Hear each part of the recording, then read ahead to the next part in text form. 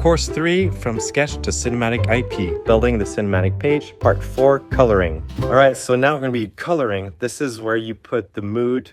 When it's in black and white, you still kind of don't know what the time of day is, especially if it's like magic hour, but that's where the coloring comes in, and you can also separate the background further and further, or things closer. So color tells us time of day, location, mood, temperature, danger, safety, flashback versus present.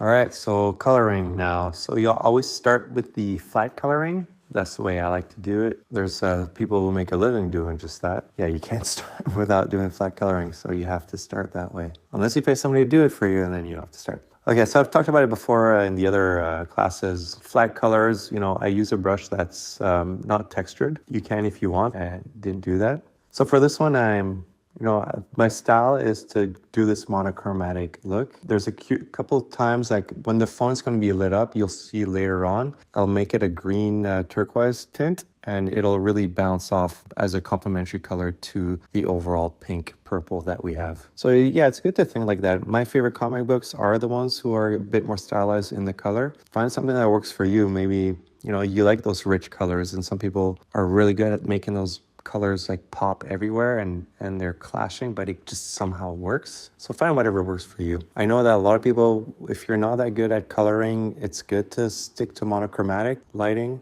It just makes it a bit less cheesy. It makes it less busy to the eye, so you know where you can tell the shapes a bit better. So yeah, I always start with the flat colors, and then I'll start with the shadows. The blood is always the last, like any extra stuff would be last.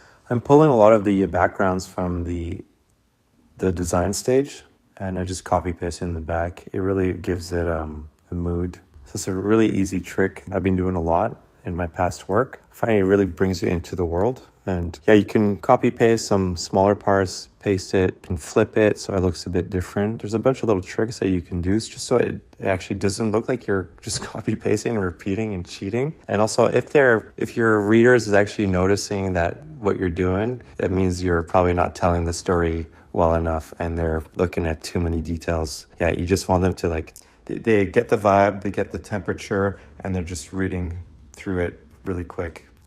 Preacher is one of the best comics I've read, and I remember I was just trying to go to the next page as fast as I could. I really want to know what's going to happen next.